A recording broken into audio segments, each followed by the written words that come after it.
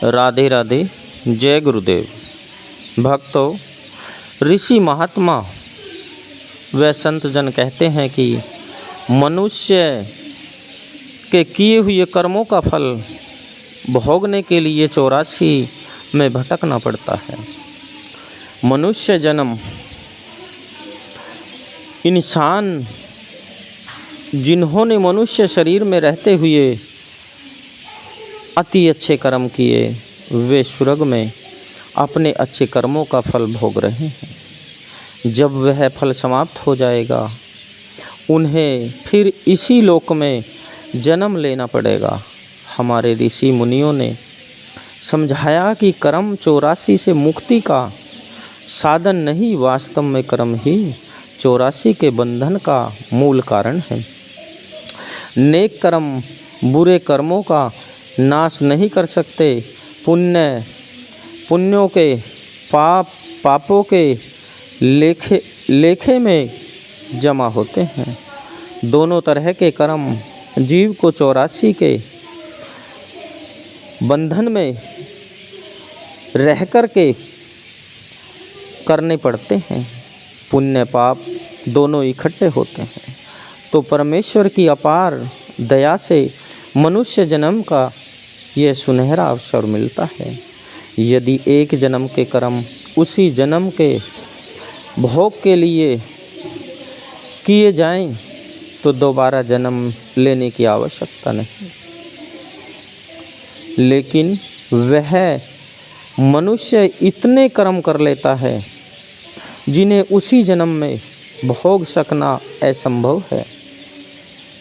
मान लो आपने 100 जीवों को मार दिया तो वह 100 जीव तुरंत आपसे उसी समय बदला नहीं ले सकते। मनुष्य कर्म अधिक करता है और भोगता कम है, इसीलिए वह पूर्ण जन्म के बंधन में बंध जाता है। इसी तरह हम कई बार मनुष्य जन्म में ऐसे कर्म कर लेते हैं या हमारे मन में ऐसी प्रबल तृष्णाएं पैदा हो जाती हैं जिन्हें मनुष्य जन्म में पूरा करना कठिन होता है। इस आवागमन का संबंध कर्म और तृष्णा दोनों से है। यह काल द्वारा जीवों को इसी तीनों लोकों में फंसाए रखने के लिए बनाया गया है। यह एक बहुत शक्तिशाली जाल है। मनुष्य जन्म को पाने के बाद जीव इसी 84 के फेरे में घूमता रहता है, क्योंकि कभी अच्छा तो कभी बुरा उन कर्मों में लिप्त रहता है।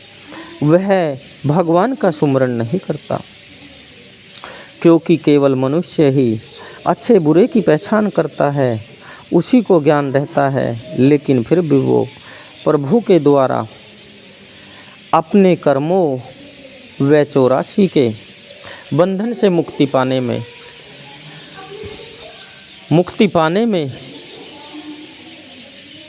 बंधन से मुक्ति पाने